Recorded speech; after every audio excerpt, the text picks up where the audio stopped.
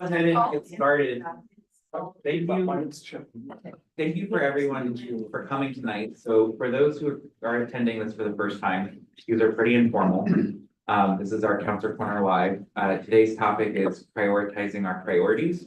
So as many people know, and I think it would be good to go around the room and just introduce yourself. And if you are involved in any of the projects that we're talking about or have been involved, if you could just share your affiliation so that way we just know who's in the room. Or if not, and you're just a resident here to attend, then share that as well.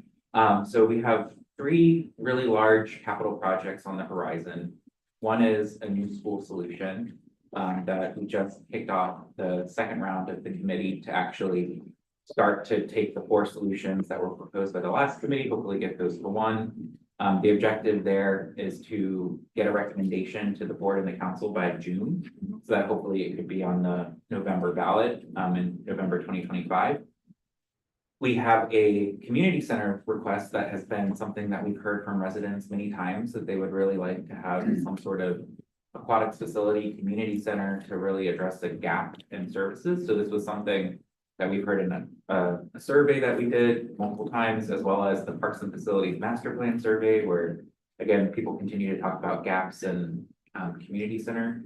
And so we had a ad hoc committee that presented a recommendation this summer for a potential community center, and we're still trying to figure out what our next steps are there.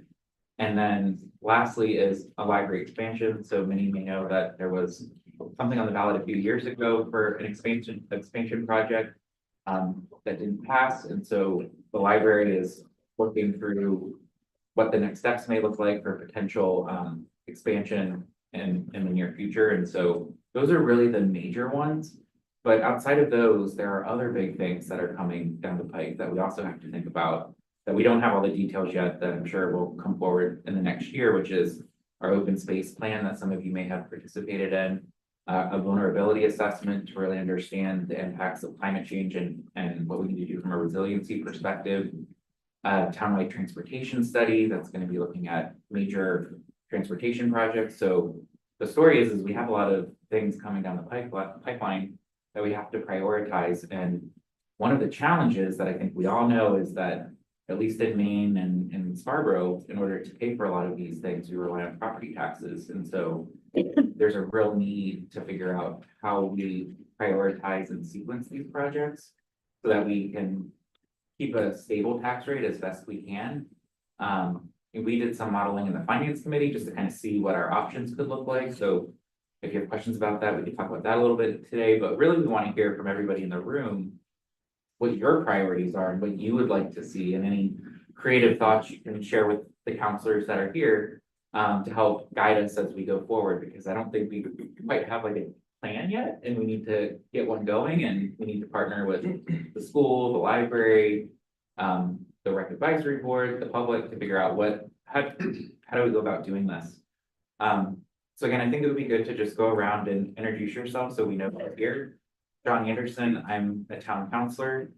April Seiler, I'm a town councilor, and I've also been the liaison to the school building project for the past 4 years. I'm Karen Shoup, I'm a town councilor. I was also the liaison to the community center committee most recently. I'm Don Cushing and I'm a town councilor. So I'm Emily Road. Oh, you're gonna say. Liam sorry. Gallagher, staff. Yeah, Go for it. sorry. Emailing with the moderator. So I'm Emily Rosenblatt, and I'm here the first one at the request of Leroy, who thought chamber board members had to show up. And I've been on school board building committee 1, and I'm now on 2. Leroy Crockett, Portland Scarborough Community Chamber of Commerce President, and representative for representing Scarborough from Portland Water District. I'm Nick Cloutier, I'm the assessor, and I hope to remain a neutral party, but I do have a vested interest in knowing these things because I often provide data for the finance committee and council when they need numbers crunched. So it'd be good to have a heads up in advance. Matthew Stuckey, I'm a new Scarborough resident. Tom Hall, town manager, 16-year resident as well. Mark Dillon, Community Service Advisory Committee, Chamber of Commerce, concerned citizen. Sue Hamel, I was on the school building committee, the last one, that wrapped up in June, and I'm on the new one. And involved with a group called Smart Taxes, and we ran campaigns to defeat the library expansion, the school project. And we are now running a campaign against the land bond. All right, I'm Chip Schrader. I'm with the library and the Chamber of Commerce, and I am also a one-week resident of Scarborough.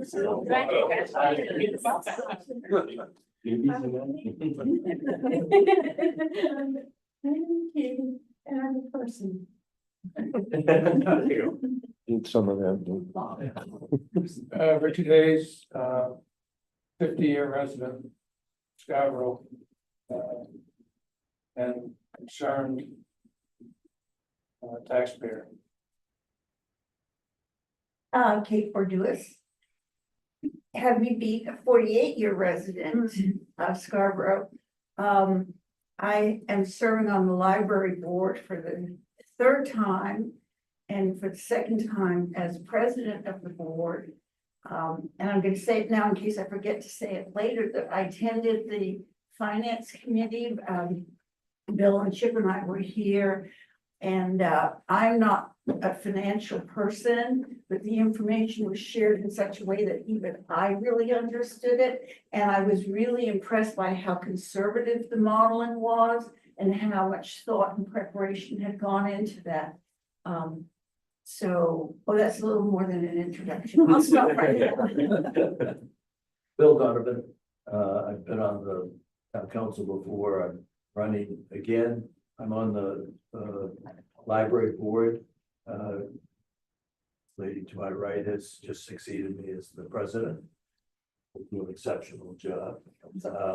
I'm very pro school in terms of my vision of priorities, because I think that we'll have a crisis if we don't. And I think the public school system is one of the cornerstones of our country.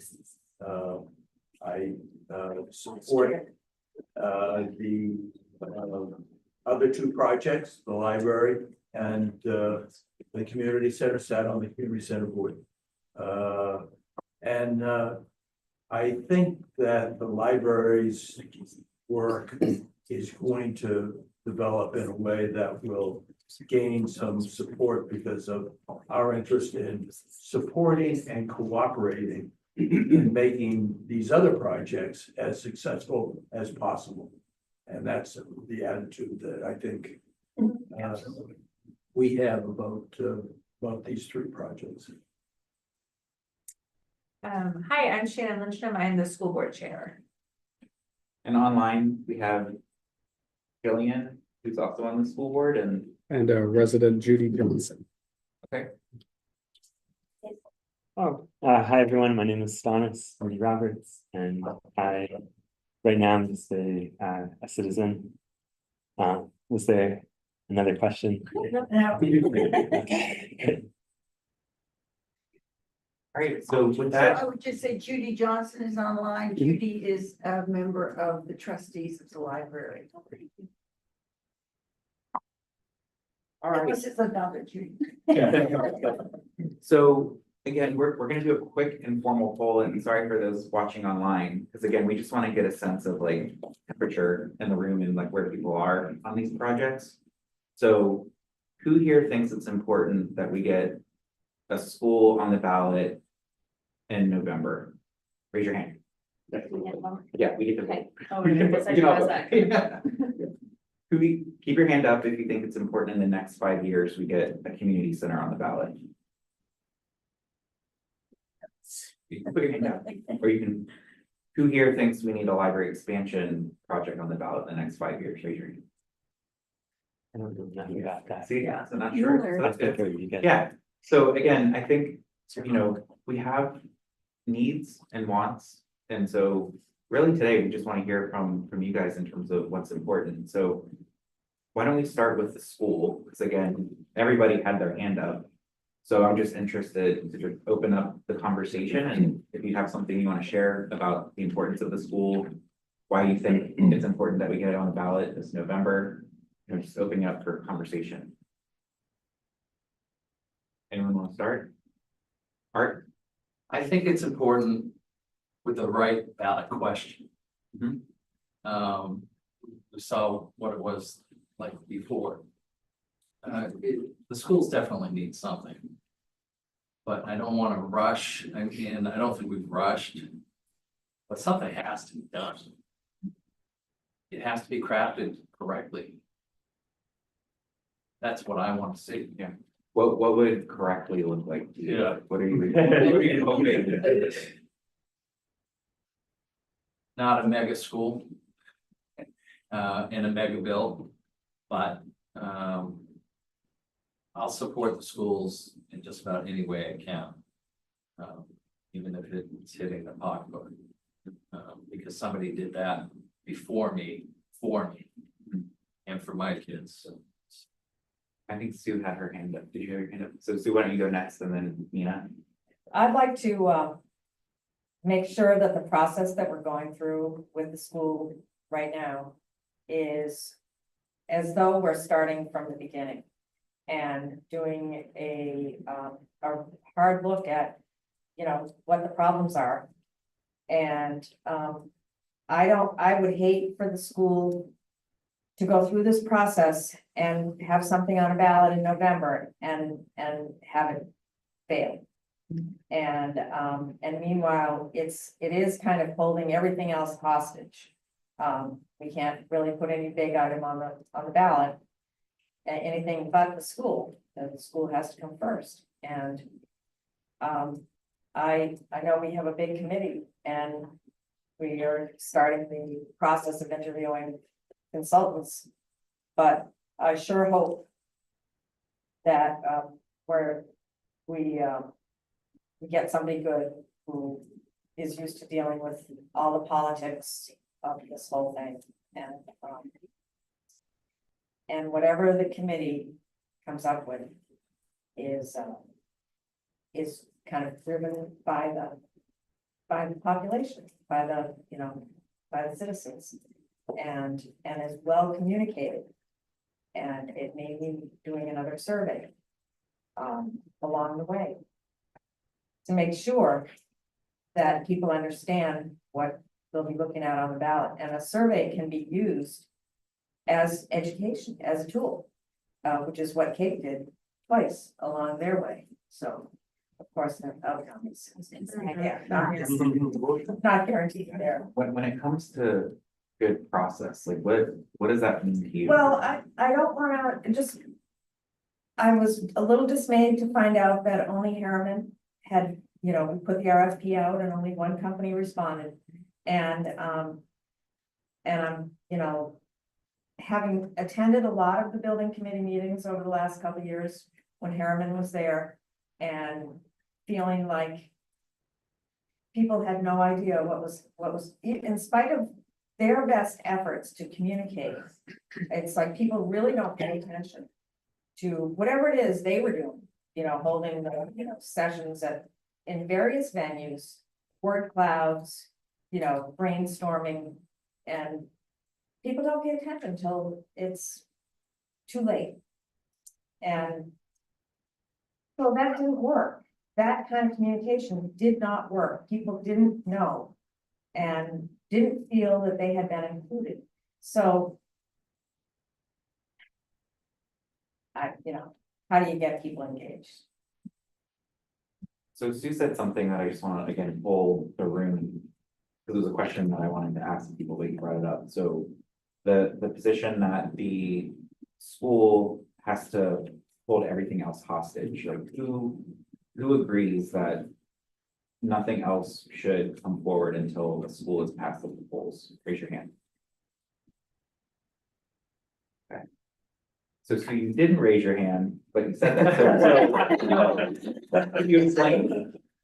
I think there's a good chance that the school committee will come back out with one consolidated school and it'll get shut down again.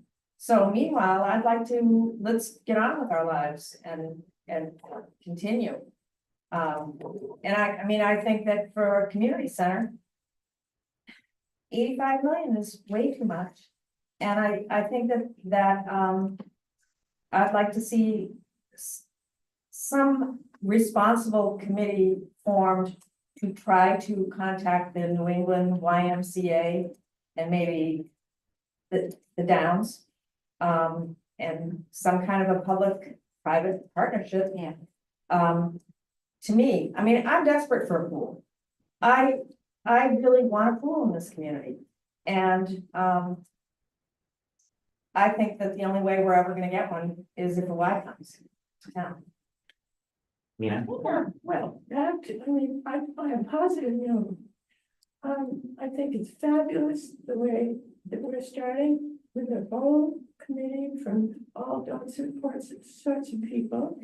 And I think that is a really great foundation for the next go around. So, and you're on the committee, so that's great. So the other thing is, I hope that the committee does not select an architect and get the plan before they have the space.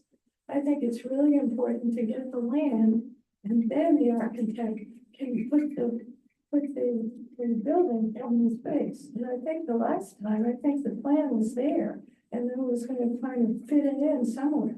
So I think that's really important to get the land first. And I think it's really important to have a school. And I think the communities, I think the library would be the next step. That would be number 2, the library, because I think it can be done in a very reasonable way, in a very simple way. And I think those 2 things could be done at the community center. I might be wrong, but back in 1918, when the first Downs put their little plan before the board, before the public, there was a hint that there would be, oh yes, this will help with the school, and this will help with the community center. Well, that's a lot of both. I mean, that was just crazy. So that's a whole different topic. But anyway, I do think the school is very important. I think the way the process is going forward is great. And I think it will be done by June. And I think it's important to get the land first. Richard? I think the school is the most important project that needs to be dealt with in town. I am a firm believer, and my wife and I have lived our married life this way, that, and John, you said it earlier, there are wants and needs. I believe, witnessed in this town that we can't distinguish, some people in this town can't distinguish, everything becomes all wants become needs. We are able to live the life we do, the retirement life that we do today, because we bought and paid for our needs and not our wants. I'm proud of the fact that our son graduated from college without debt. We didn't take vacations every year. We went nowhere when he was in college, other than to go visit him. So I just wish that the leaders in this town would address the true needs, and I understand there are people who want the community center. I'm of an age that it probably is not gonna do me any good. I am not in favor of the library expansion. Has been a project that has been voted down twice. I think that we need to focus on the most important need in town is to address the school situation. I think all the other projects should be shelved and not even talked about. I mean, I've heard this talk around that the community center is going to get pushed through and be on next June's ballot. If that happens, And I'm only one vote now, but I will do my darndest to get it defeated if that community center comes up in June, because that'll harm the school. You know, I could take on more debt personally, but I don't want to. Maybe the town can take on more debt. It shouldn't want to. You know, it should be more constraint in its thought process and spending, so. John, you also have something online. Okay. Matt, we'll go to Matthew and then we'll go online. I'm both, so my partner bought the house that we live at in Scarborough, and this is the first time in my life that I've ever had to think about paying property taxes. And I'm very open to the idea of helping to fund all three projects, depending on what they look like, depending on, but to sort of circle back to your question about the timing, I think from everything I've learned about the need for Scarborough schools, something to happen there, I would be really concerned that it could jeopardize that moving forward. You know, that there is certainly an element in this town, like anywhere, people who are pretty much anti any new taxes. And so to have multiple things, they could all get sort of brought together. And I think that would be my concern there. And I'll admit a little bit of bias that my partner is pregnant. And so with a new baby on the way and knowing some of the school issues, that adds an extra element of wanting to see that move forward and not be jeopardized. Congratulations. Congratulations. Did anybody else over here have their hands raised? Let's go online and then. Jillian, you should be able to speak. Oh, boy. I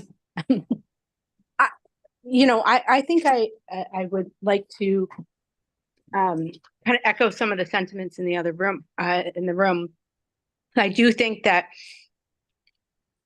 we do have to prioritize our wants and our needs. And I really, really appreciate this conversation, because I think that this is something that has been like a long time coming, and appreciate the work that has gone into it. But I think we need to have like a larger community conversation about it. All of that wants and needs, which I know has been an attempt to address it, has been made through surveys. But I don't think that we totally have a full understanding of that yet. So I guess I would like to see where people stand. I'm enjoying this conversation about it. I would like to hear a lot more about it from the larger community. Yeah, I think that's a good conversation you can have tonight at some point of like, this is one step to kind of start that conversation, but where do we go? Where do we formally go? What makes sense? Because again, there's a committee in flight right now. So we want to let that committee do its work, but are there things we can do in parallel? Sue had shared an email, Sue had was sharing, but like you had shared, should we survey the public and say, would you like a poll, maybe a poll with some add-ons, or what was proposed, just to get a better feel what the last community center proposed. So those are the types of things I think we can brainstorm a little bit, but I want to go to Stannis and then Leroy and then anyone, and then to Chip. Okay. I'm here mostly because I want to learn about what else is going on with town, but similar to Matt, I'm also expecting my first child in March, so the school certainly has, thank you, yeah, has new importance. And I feel like the town has really done what should be done in terms of forming a committee, trying to encourage anyone who has a stake in it to be part of that committee and to look at a broad number of solutions and really work hard and be creative at that. And so I think that's the right process, and I'm really encouraged that's the direction that we've chosen to take, and look forward to learning more about that. I think it is important to be discussing everything at once and not to put stuff off on the back burner. Something that Sue said once, a little bit back about how the pool could be a part of a new school, similar to Kate. I think if you separate the community center discussion from the school discussion, then you could miss opportunities like that, or the library discussion. So, so I don't think you want to ever put anything on the back burner necessarily, but yes, it's probably a priority for us to figure out the school. Go to Leroy, then Chip. I would agree with Sue's comment about basically wanting more than one entity to come forward to give us a proposal. Correct me if I'm wrong, but I think we might have two others. There was an email today. That's what I'm hearing. So we potentially have three, which would be nice. Yeah. Because I wasn't liking that we only had one either that had actually done anything. I'm on the SBAC committee as well, helping with communications. But I also agree that I don't think the community center should go on in June if you're gonna put the school on in November. Because that's just gonna, I don't think it's gonna go well in town. I think you're gonna get the community center voted down, and then you're gonna get the school probably voted down because they're gonna be really close together.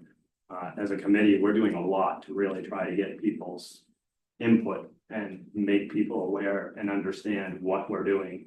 And that we are listening to people, that we're not just putting this forward. That's why we have 4 options, because the committee was pretty adamant that it needed to be more than one option to send to the council and send to the school board. So I think hopefully we'll be able to do a good job with that, and we'll be able to educate the people. We're gonna have a table at the election, so people can basically tell us. There'll be a suggestion box, and we can open it up for questions. What do you think is the most important as well? That kind of help this discussion as well, school, community center, or library. But we're really looking for people to give us their input, and hopefully they will. Because I don't want people going to the polls next November if it's on there and going, I don't know what I'm voting on. I think that's the most crucial piece, is to make sure everybody is completely on the same page and everybody understands exactly what we're doing, and how we're doing it, and why we're doing it. Understands how we got here. Exactly. That's a key component, I think. So, schools are essential. They're what draw people into a community. When you decide to move to a town, the first thing you think of is the school system. Regardless if you have children, you have grandchildren, or there are no children in your family, you know, if you have a strong school system, you have a safe community, you have a safer community, because it's providing a future for its citizens. So an investment in a school is crucial. There's just no way around that. We can't even sideline that. And I think that the school being a priority, I applaud all of you for speaking up on the priority of the school. And I think that we also have to work to aspire beyond the status quo. You know, the status quo eventually slips into deficiency. And that's what we are seeing with a lot of our facilities now. You know, we've settled for status quo, and that's not a very Scarborough mindset. What I know of this community, we are a very vibrant community.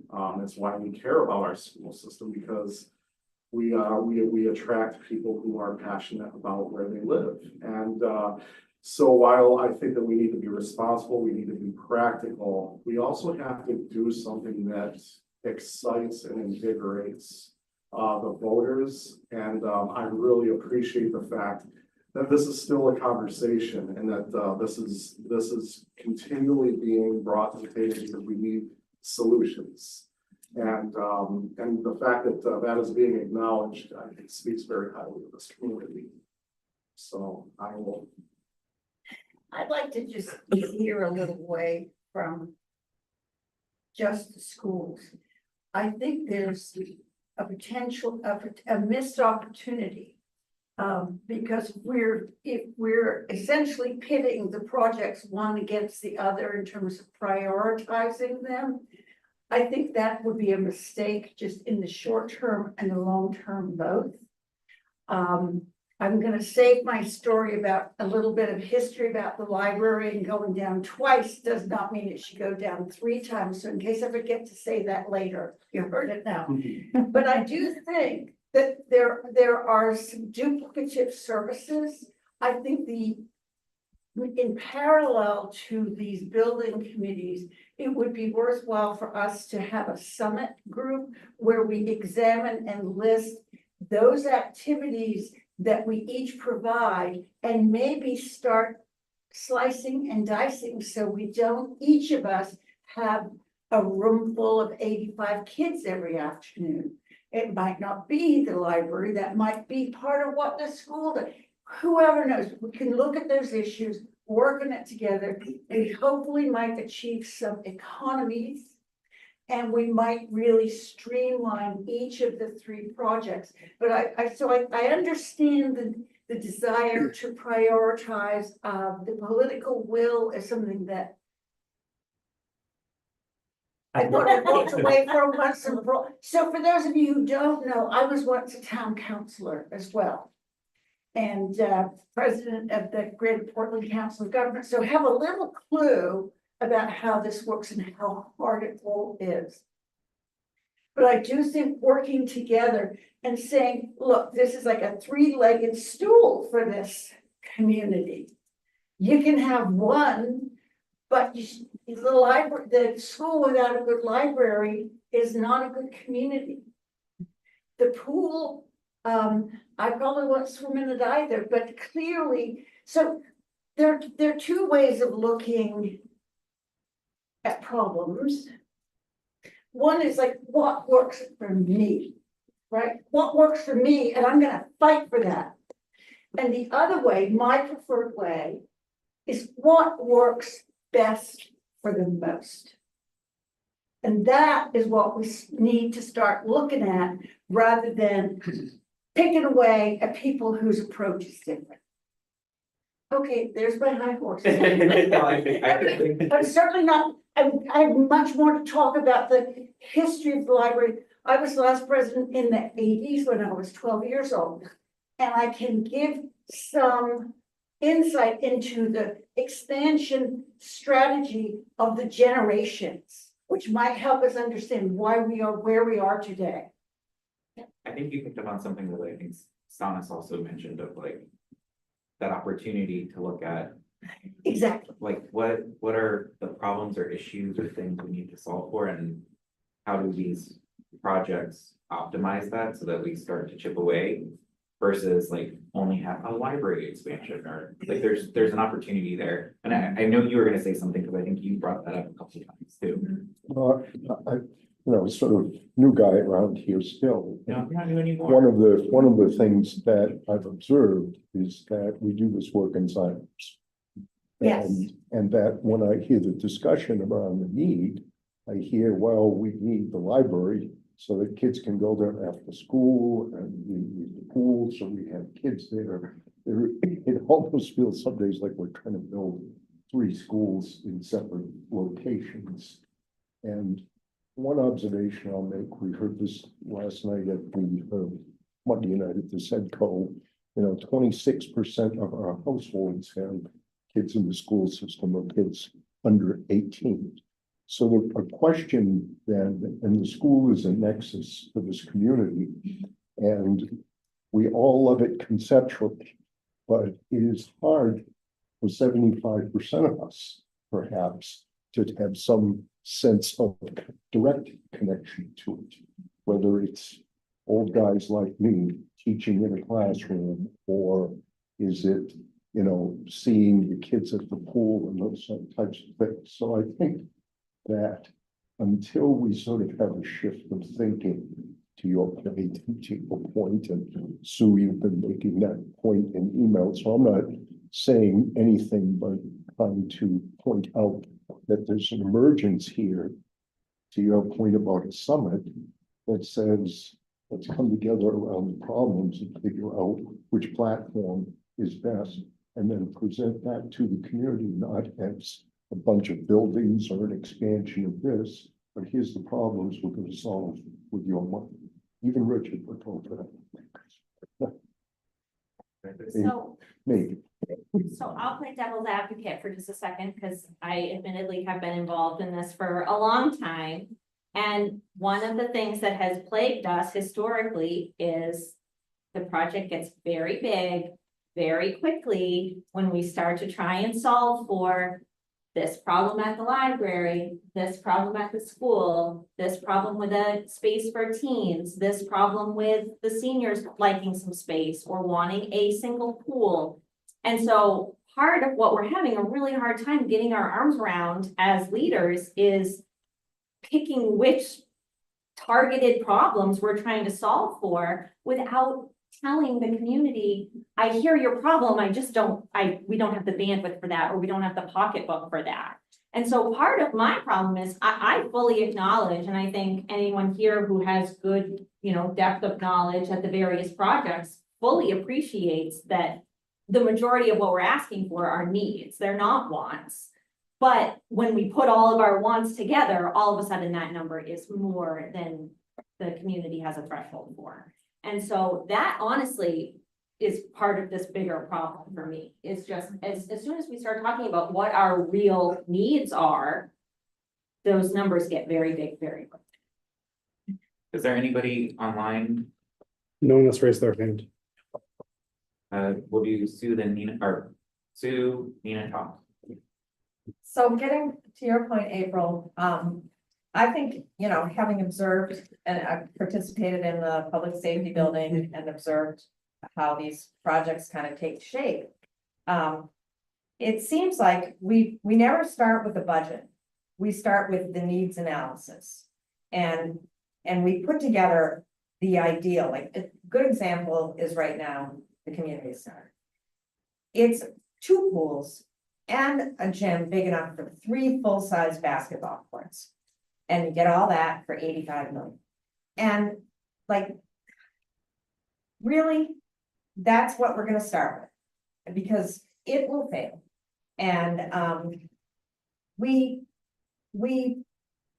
and with the library, I mean, I'm the first to say the library has grown, they need space, absolutely. But did they need, at the time, 16 million was a big expansion. Did they need that? It was too much. And why do we always take this approach where we put a committee together and let's think of everything we would want and the perfect, we design the perfect whatever. And then you price it out and you realize, just like the bill with the school, when they priced out the cost of that consolidated school, people kind of on the committee were sitting there just as surprised as anyone, like, how could that be? And something about the process is upside down. I mean, because we don't start with the budget. And what can we get in a community center for 40 million? Or, what's the max that we want to spend on a school? Nina? Well, I agree. It seems to be sensible to start with a budget for land, a budget for the architect, and an overall budget for the project. It seems to me that would be the first step. And then to go and get the land, and then get the architect and the design. But through all that process, to have really strong communications with the public. And in doing that, I would hope, as the committees are working, that there would be some information about where they are and how what's happening, and not just have, oh, well, this is what the committee has presented, but steps along the way. But I do agree that it makes sense. I mean, it would be wonderful to go and create a wonderful thing and then suddenly realize there's no money. So it's sensible to start with a budget. Tom? Yeah, just, I've got 2 points to make. I'll just respond to what I just heard. I understand the reason that it intuitively makes sense. Let's figure out what we can or are willing to spend and then work backwards. The challenge with that approach is that it may not solve the problem that you really have. And so that's why the traditional process is to understand the need, do a space needs analysis and work from the ground up.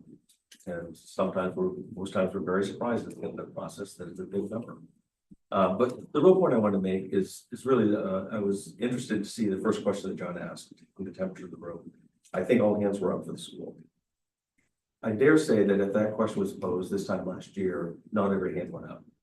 And so I guess my takeaway from the failed vote last November, if there's a silver lining, is I think the need is better understood around the kitchen tables in Scrap Row. And I don't know that was the case last year. Certainly there were many residents engaged and they voted against the solution that was put forward. But I think we failed to do a good enough job to educate people on the need. And that will be an issue of any major capital project. If people don't understand and appreciate the need, they're certainly not going to vote for an expensive solution. I would just add the need, but also that the solution matches the need, to April's point of if the need the scope starts to creep and get bigger, and you start to solve things. Like that's my opinion about the library it was a lot of things that we're trying to solve with that project too, that ultimately I think for most people would agree that the library needs something because of the tight spaces, the staff, like if you go in there and look at it, it's like they need more space. I predict the school conversation is likely to be a bit of both, that we're going to realize that, and we've done some surveying in the community to understand what voter appetite is, if you will, that there'll likely be a solution that doesn't meet all the needs that the last solution did. But there will have to be some tough prioritization of meeting the most critical needs. I think the budget is going to matter greatly this time around. Shannon, and then we'll go Kate and Richard. I have three things. The first is that we are in a little bit of a unique position right now because we did do that community survey asking the community why the school failed, essentially. That was our question. And so what we have right now is a dollar figure that we know the community has an appetite for. So to your point, Sue, I almost think the committee can back into, instead of saying, these are all the things we want as a committee and that the community wants, now we've got a number, right? So to your point, I think your committee is there, right? Now we know that, we know what they'll support. So that I think is really helpful to perhaps try something a little bit different, to your point, right? And then the second thing, as far as this committee is concerned, we did, when we worked through the governance document, creating a governance document, we did tie in 4 checkpoints with the community. So we're trying something a little bit different this time so that the community doesn't feel like we've gotten all the way to November and we're ready to vote and we have no idea what's going on, right? I think what we do, and I don't think it's ever done maliciously, I think it's done because we all are so involved in this work. We feel like there's so much information out there and it's almost like we have so much, it's too much. And people don't know how to get started and where to go and where to read. And I can't point you to 185 hours of meetings to watch because nobody has time to do that. And so really the challenge becomes, how do you communicate in a way that people feel it's meaningful and feel that they've been brought along in the process and feel that they understand how we got here, why we're here, and what the solution is. And that I think is the challenge. Well, I just think several of the comments that were made about the library's process that I was not involved with from the get-go, just kind of came in at the end. That indeed, if it could be characterized as a mistake, it was a mistake of looking at more needs than we needed to respond to. And that this, which again argues once more for us to have some kind of real summit before everybody goes their merry way to come up with a new program, we need to be really sure that we are addressing only those needs that are essential to our functioning. And so the last, I mean, it was soup to nuts for the whole community, where it could have, we can look at that again. We are looking at that again. Richard? Yeah, I just want to, Sue brought up having a budget first. I attended many of the meetings on the community center. And they operated just opposite. They operated like, let's throw everything we could possibly want into this. No restrictions. So it wasn't a debate over, one basketball court would be nice, two would be real nice. No, let's go, let's go for three. One pool might solve 80% of the needs, but let's do two. So they're, and they operated, at least I heard them say several times, they were operating under the direction of the town council to formulate what's the maximum that could possibly be wanted. So this was not, the community center was not put together with any kind of budget in mind. It was, let's reach for the stars, put it all in the building, and then we'll get a price tag on it sometime down the road. I just need to defend that process if I could. You're right, they were doing what staff and the council wanted them to do. And it wasn't to drive the budget. Let's see how high we can get the budget. It was to take from concept, which has been emerged over a 30-year horizon. Our residents have said they wanted a community center. We wanted to further engage them and really understand what does that actually mean? Because it means something different to all of us in this room, perhaps. Beyond that, community center uniquely has the opportunity to offset some of its costs through programming and revenue. And so a real important part of that, and Richard, I think you were there for much of this, was to understand we make choices and investments upfront to build 3 gyms or 2 pools. And there's a potential for revenue offset. And it was intentionally an academic exercise to understand where are those decision points. It wasn't intended to be a project ready for going to the voters. It was informative to make sure this community had furthered that discussion and identify important decision points. All I did, Mr. Hall, was point out the fact of how the process I saw come together. Yeah, it was unique in that respect. You're right. It was. Matthew, did you have your hand up? Yeah, but it's sort of bringing it back to the school stuff a little bit. So if there's more on this, I'd be happy to. We're in like free flow. Okay, cool. Conversation started. Is it Nina?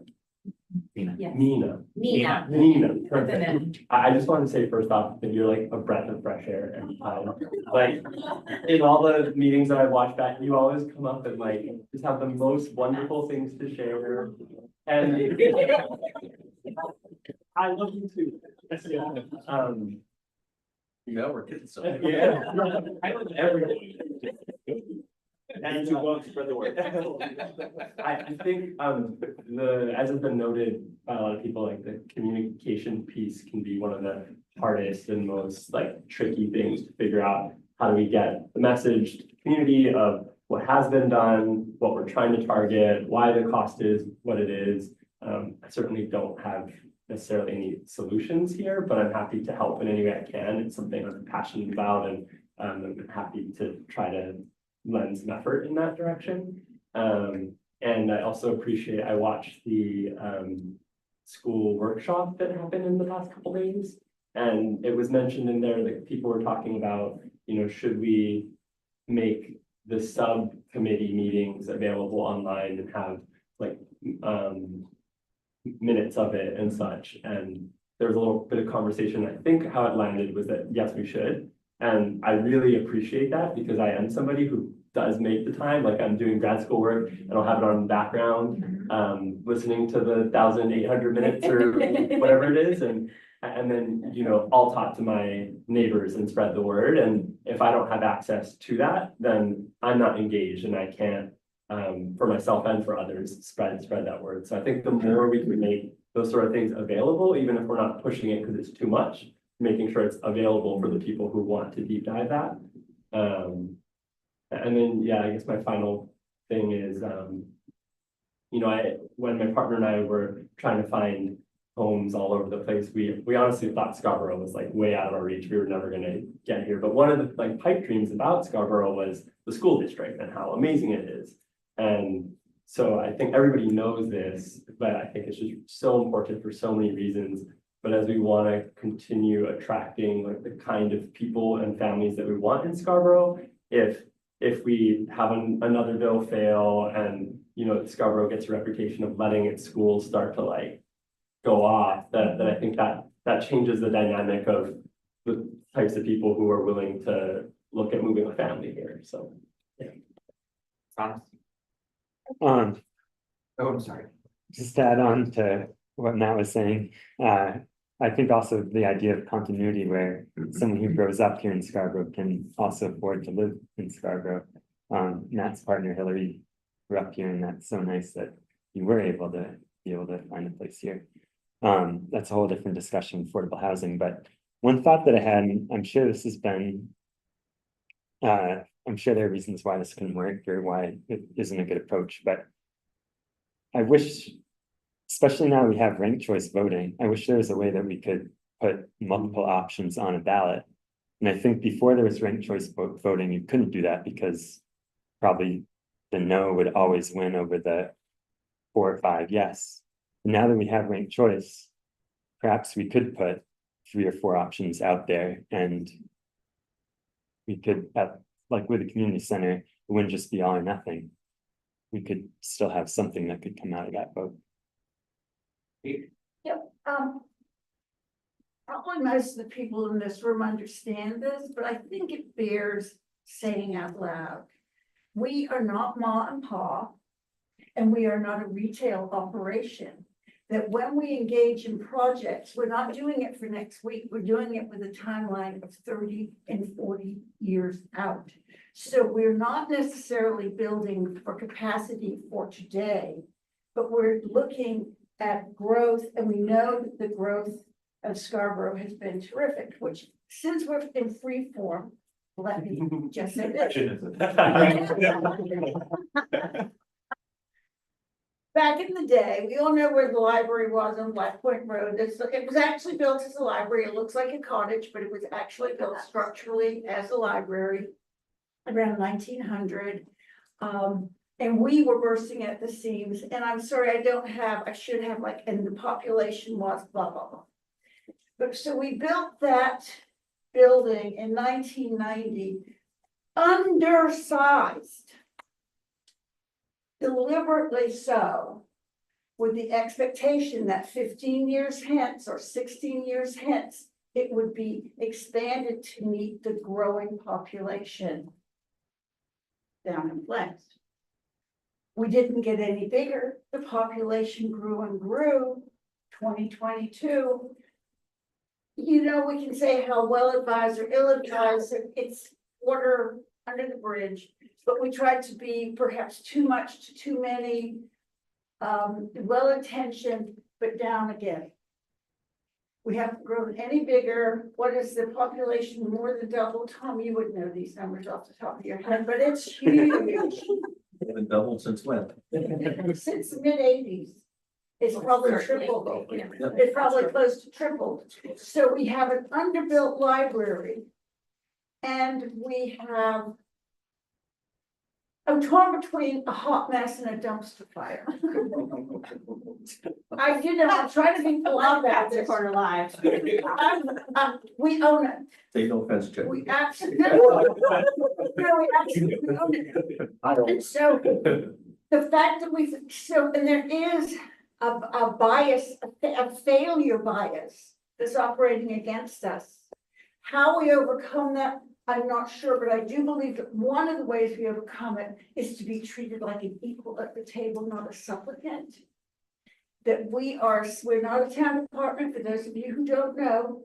We are a separate 501c3 organization. We get our operational funding from the town. There are excellent reasons for us to not be a town department. She digresses, she won't go long. And that is in terms of book banning and censorship, that we are the firewall between you and public pressure on those bookshelves. And that is the way it is throughout all of New England. And having just been recently in Florida, it's a different story. We digress. But anyway, so I think we need to shift that sense of us coming sort of, no, we are an important player. We need to be as an equal in that summit process, the joint process. And the truth is, we're delighted to be even on the table and in the discussion with these future plans. And here comes the big but. but we really don't have 5 years. We are not saying no to that process. In fact, yes, yes, big yes. But we are going to have to look in the alternative to do something modular. We have, at our retreat, we have a strategic plan. We drew up our goals, and one of which is to make a short-term solution that will be part of an integrated whole, but we cannot. I'm told that it's not sexy to talk about the staff orders, but it's, I wouldn't work there. It's horrible. And the children's programs are just overwhelmed. The little kids are good, but it's like come the afternoon. When I use the library, I don't go in the afternoon unless it's to say hi to Chip or have a meeting, but I don't go to browse the stacks. So anyway, these problems aren't going away. We are excited to be on the radar and working with the town to move a larger extension forward, working with the town to scale that to meet the actual needs, not the imagined needs. And meanwhile, we can't wait. We are going forward. So when we report to John hears everything that we're doing. It's not an either or, it is yes and. And so we're very much at the yes and we'll be keeping, so if you come to the library, we can give you a strategic plan. You can see where we're going with this. Have I said enough? You've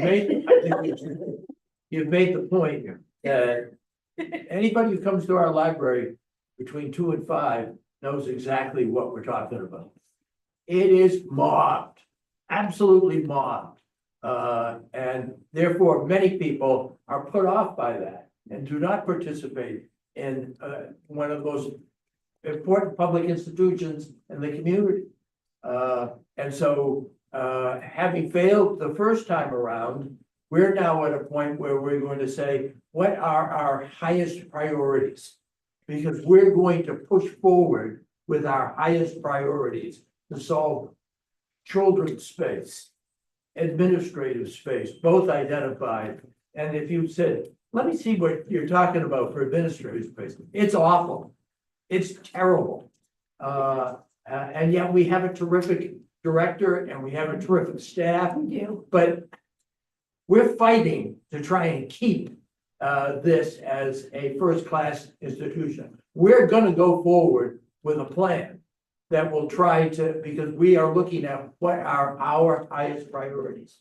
And we'll try not to come forward with a grandiose plan that tries to address all of the things our library would benefit from.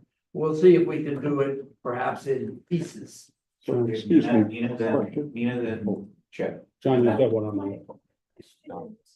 Are you actually working on a plan?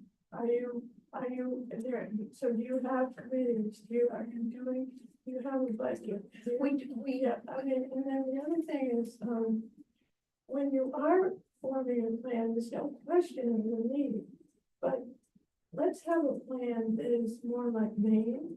That last plan was off the wall. I mean, it really was. And not only price wise, but it was pretty grandiose.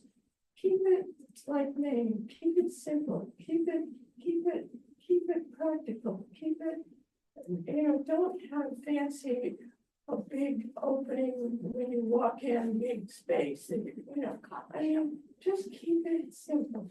So every little move that an architect makes on the building makes more money. So keep it simple. We do. Chip, let's get to Chip and then But can I just answer Nina's let's let other people, Yeah. if you want to answer just the funding question.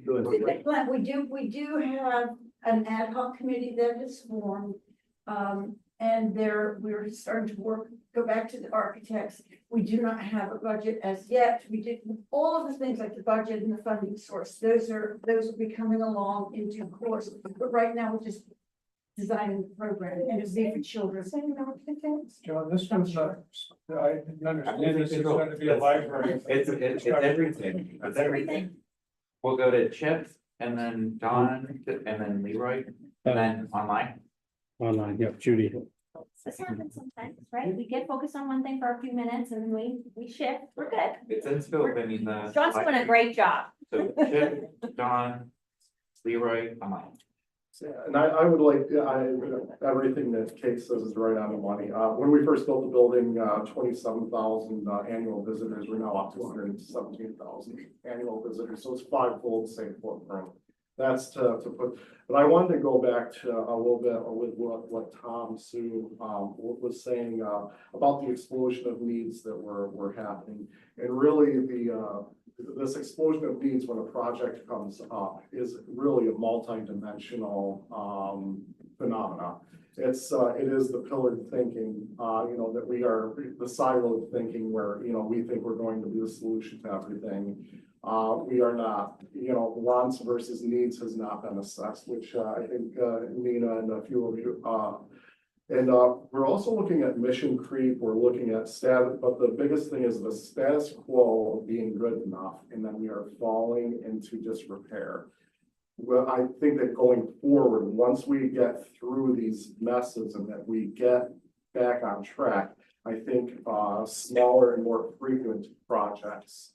It's really, we need to work on building until we can get to a schedule of maintenance amongst all the facilities so that this doesn't happen again. Don? I just had one question.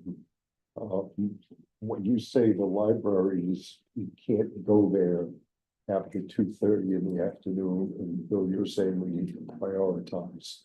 Am I correct in understanding that the library after 2:30 and 2 o'clock in the afternoon basically becomes an annex to the school system? Fills up the kids. Yeah, very much so. Just been sitting at desks all day. Yes, and in conversations we had in the budget, we had a request for a librarian from the school. We also had a request for a librarian from the library. And I think that those are kind of examples of saying, the library is open till 9 o'clock at night, and you're saying beginning at 2. It basically is an after-school program to who knows when, which basically, like what you're saying, makes it inaccessible to folks who just want to sit and quietly read. And I would argue the same thing becomes kind of true of the pool. Having swam at the YMCA, they had, back when the M actually stood for something, they had men swim there. Sadly, I remember that. But the rest of the time, it was kids.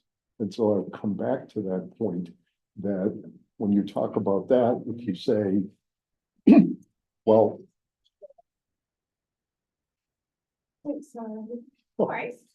you make me feel like I should be playing. Yeah.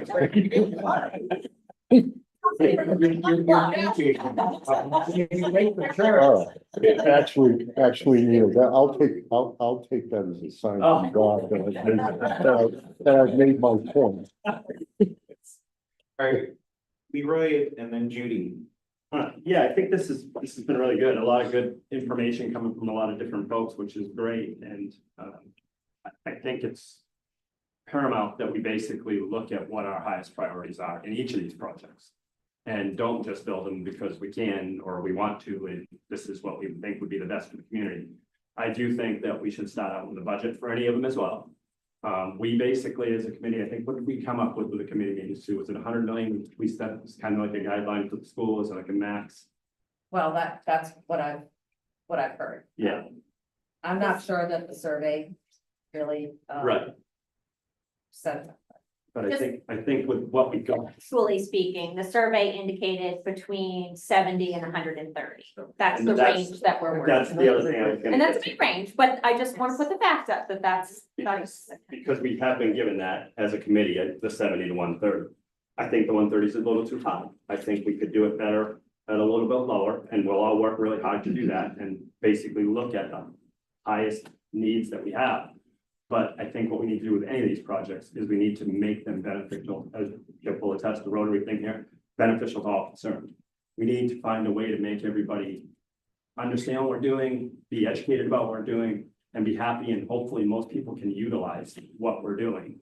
I mean, I don't have kids in the schools anymore either, but I'm helping with the school because I think it's important. My kids are both graduated from here and they got into good college because of that, so. We're gonna go to Judy, and then before we get to Councilor Seitler, I wanna see if anybody who hasn't spoken yet would like to speak, so Judy? Yes, I just wanted to support, what was said about the library. It's a terribly cramped situation. And in the afternoon with all of the kids, it's really very difficult. It's not almost like a library should be, where you can concentrate. But I think our highest priority as adults and members of the community is the kids. And I think that's what we're talking about. We're talking about having educational opportunities for the kids at the library and at the school. And if there was a community center, that would take some of the pressure off. I think I'm glad that we're looking very specifically at the most important needs in the library, because I think that's a practical way to go. And, I hope, and I really can't see my way clear to supporting a pool. We just have too many other needs. And we do have ways to get to a pool. I mean, we got 3 beaches here. And, we do have the South Portland Community Center. I think that the most important role in the community center, would be for adolescents. But the school is the most important. That's what I wanted to say. It's the most important to me because that's our responsibilities for the children to have enough space and to have enough options for after school. So that's all I'm thinking about. Annalee and Steve, you guys haven't had an opportunity to speak. Is there anything you want to add, or is there anyone else online besides you? Yeah. So I'm mostly listening. I've lived here a long time. My kids went through the school, they played sports. We did 6 a.m. to go to Yarmouth for hockey or to Biddeford. Didn't seem like a big deal to me. Of course, my husband did that, but. That's my husband's favorite. What's the big deal? You're taking dinner tonight. My daughter did swimming. They had to go to South Portland. They had to go to the Y Portland. There was more than one occasion when the bus left her and, Portland, I went and got her. I said, well, mistakes are made. I mean, I didn't say, oh, let's build a pool so that Sarah doesn't get left. That isn't how I go at solving problems. I'm very much in favor of starting with the budget. When I want to buy a new car, I don't look at the $100,000 cars. I say, what can I afford? And then settle for what I can afford, even though I may want something way more fancy. So Scarborough seems like it wants things way more fancy than would work. As well as a less expensive car works, just not as pretty or fancy inside. So I would just hope that the people that make these decisions, I know I'm on one of those committees, and when I was on school committee, I wanted to consolidate the school, but over time, because I thought the argument that you're having now was true then, that it was not a duplication of services like lunchrooms. But I've changed my mind about that because consolidated school is too expensive. There's too many people that wanted to go to their little small school. And I think there's a way to meet all of those needs. You just can't start off with the idea that we're going to have a consolidated school come hell or high water. I mean, I don't think you're going to get it. Steve, anything you wanted to add? I think the only question I have is, I'm really glad that everybody's on board with budgets for these projects up front. And I think specifically on the school, where we're at now, we have a range of 70 to $130 million. I don't think that's particularly helpful to the committee. I think we need a real limit on that, because I'm not sure that 130 million would pass. I don't think it would, frankly. And if you look at the survey, the survey was pretty loose. And if you look at the numbers, you'll see, I think, that the range, the sweet spot was closer to the 70 million than the 130 million. So I think before the committee spends 6 months, comes up with a project design, that you really ought to nail down what that number is, the real budget, the range 70 to 130 to me just is asking for trouble. Do we do that through more survey? That wouldn't be a bad idea. Are there other ideas, so, one of the challenges we have is we worry that people get survey fatigue. That if we put out too many questions too frequently, that people just don't respond anymore. The other trouble we have is if we survey people and they don't feel like they got what they wanted, then it creates a narrative that we're not listening. And so, and I'm just speaking candidly here, as political leaders, it's very challenging when you put out a survey and it's maybe a close number of respondents, and it goes 50-50, and now you have 50% of the town saying, why did you put out that survey? You didn't listen to me anyway. And so that becomes a challenge.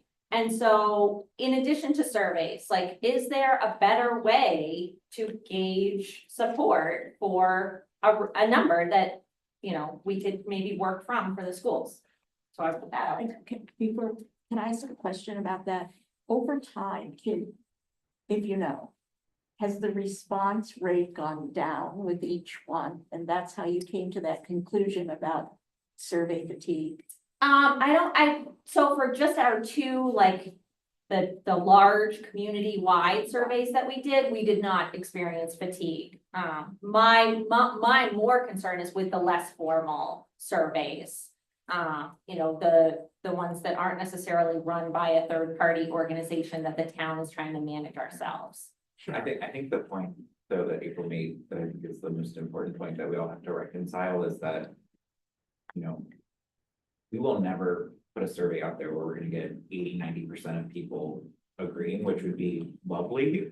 The reality is, the best we could shoot for is a majority, and I think it was Kate, you said, we just have to focus on, well, ideally, we would love everybody to be happy, we have to make choices, and that choices means some people will be really happy, some people will be less happy, but hopefully overall, everybody feels that the community is a little bit better.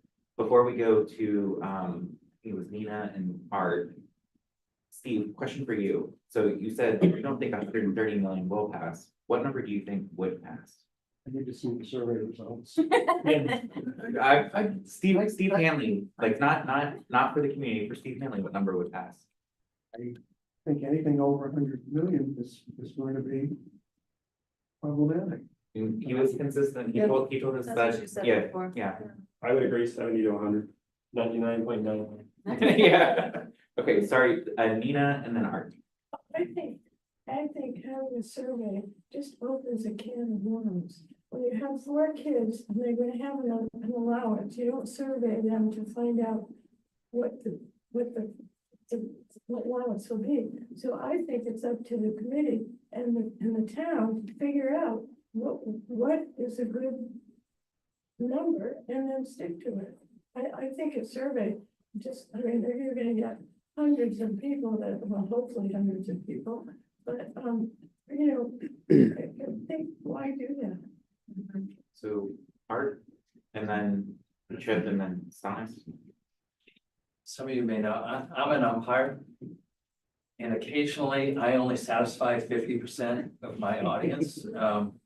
But that being said, I think whenever we have these projects coming up, I think what the financial models that Nick had put together to see about these 3 items was really helpful. And I don't know how well we do that or have done that in the past.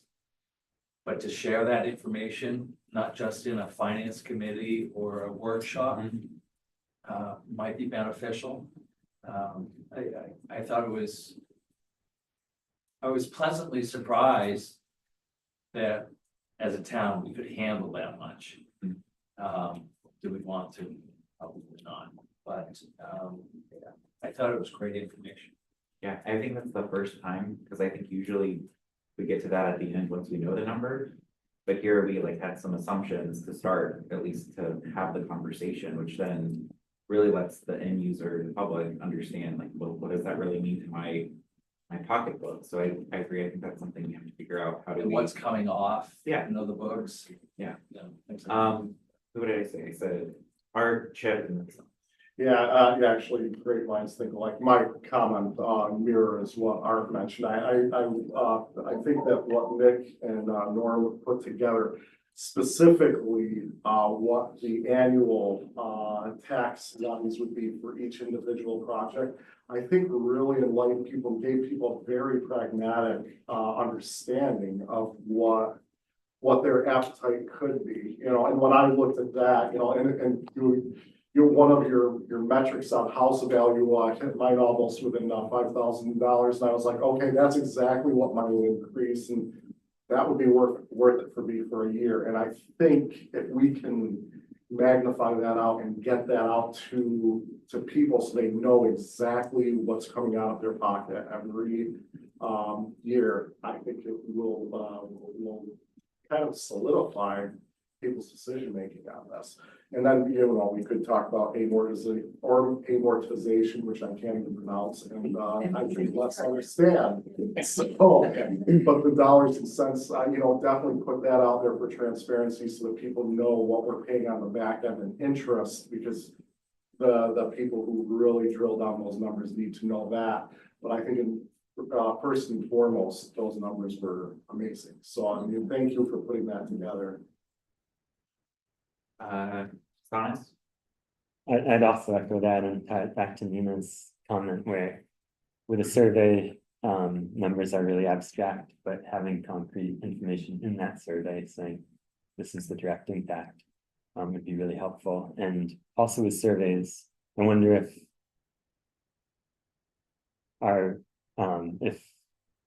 putting it, somehow combining it with our elections could be helpful in terms of not having, one, reaching as many people as possible, and two, not having the fatigue which you might get when it's coming into your email inbox. But if you're already filling out a ballot, if you could also have a survey combined with that, that would be pretty cool.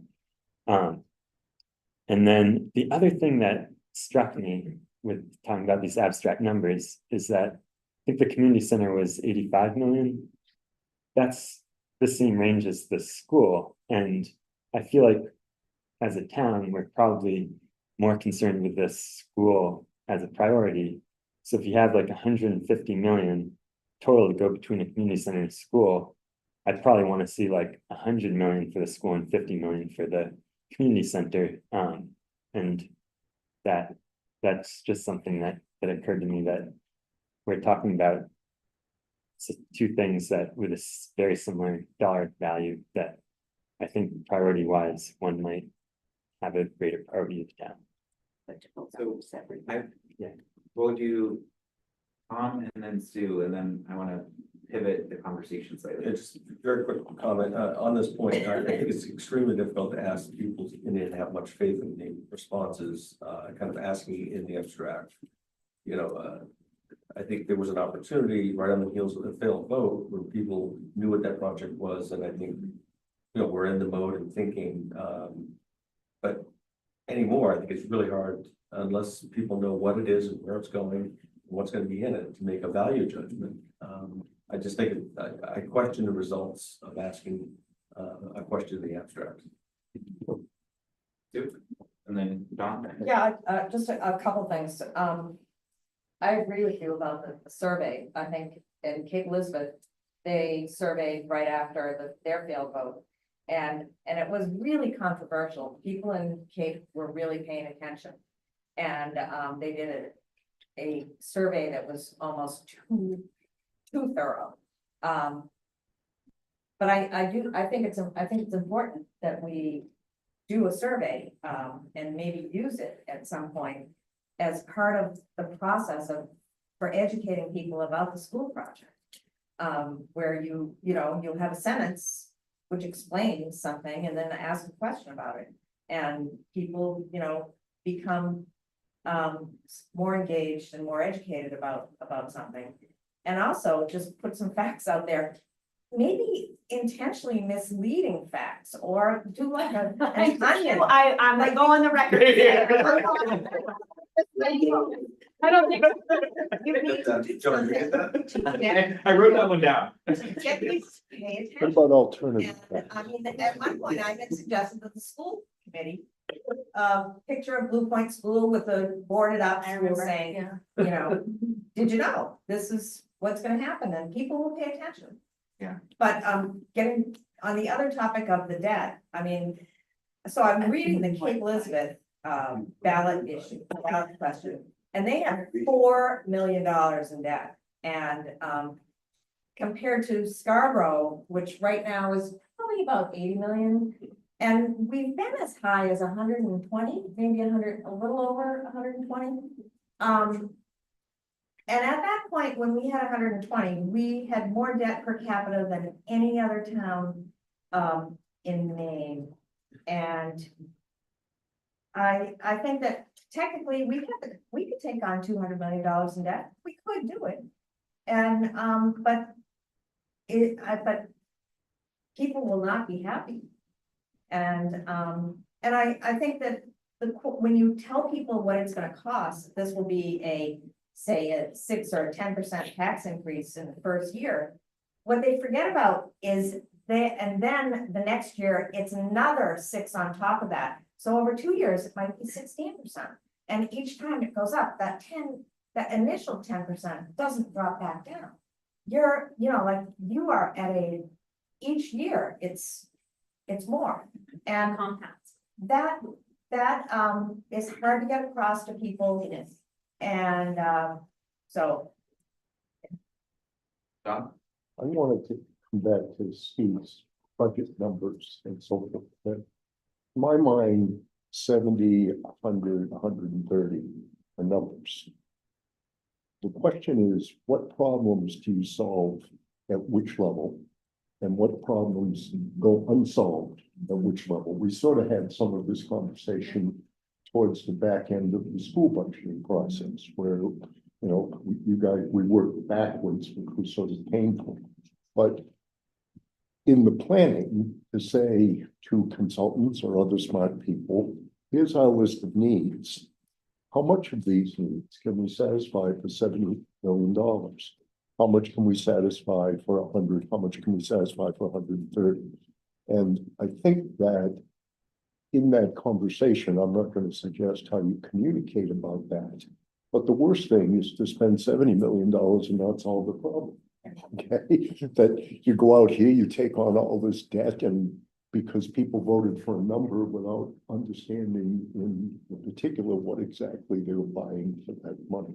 So I guess I am a fan of picking numbers and trying to plan to those numbers and see what's left off. The car dealers are excellent at figuring all that out. You sit down that brand new car and you look over to press the window button and there isn't one. Oh, well, I'm really dating myself, but sorry, you're looking for apple pie, okay? It's not really because you didn't pay for it and it's an upcharge. No, I've long since left the wire. No, I'm not gonna be there, but I just didn't have work. When it was my turn, I had. Oh, yes. Okay. My job here tonight is to completely and often restate the obvious. There are costs involved with delaying decision. When the needs don't go away, I think you can all agree with that. The needs do not go away. And when they're not addressed, they're not addressed at this amount, they're not addressed at this amount, then what you have, what's known as a step event. all that money you thought you were saving, you're gonna spend it in the end. So as a matter of, when I was on the council, I tended to go for things early and often as a way to save those step events, expensive step events from happening. And I just think if that mindset can inform what we're doing, we can put these things off forever and we're gonna pay through the nose again and again if we don't get to it. Is there another term for the step event? I don't know, you aptly described it. Yeah, so there are costs associated with, yeah, you know, you can be, I'll just stop right there. Yeah, so what I would like to do, because we've had a really great conversation and I captured some really good solutions, so I want us to start talking more about solutions as we go forward that we can all think about. So I heard we need to have budgets, communication and how we bring the public along, like we haven't done the best job, how do we do that better? Focusing on the prioritized need and showing restraint, like to your point of, you know, even within the needs, prioritizing what's important and taking a more iterative approach as opposed to a wholesale approach. The ranked choice voting example, that could be a way to kind of advance some projects. Surveys or polling out elections, the summit concept of trying to get everybody in the room to talk about needs. Communicating the financial model, more broadly, maybe thinking about how we approach the consultants with giving them problems and having them look at the numbers. So again, I think these are all really good ideas that we can hopefully take away from this and figure out how we can bring that and apply it. Any other good ideas that we want to capture? And again, no idea is a bad idea. So just, I'm full of bad ideas. So anybody wants to share these? Tina and then Sue. What about if the library expands in segments? You know, like you have the main library now, maybe on one side, start a little expansion, and then down the road, another little expansion, so that you're spending and maybe ultimately it gets more expensive as time goes on. Good. That's exactly one of the prime things we're thinking about doing. Yeah, oh, good. It's right on the table at the present time. That's good. That makes sense. Yeah. If you need something now. But I would just say, and I need to confirm this, but earlier plans for expansion required some mitigation around wetlands, and I understand we've run out of options, that we're surrounded by wetlands, which was one of the reasons that building went up, as opposed to just spreading all the way out to Gorham Road. So our expansion options are more limited than might appear to the eye.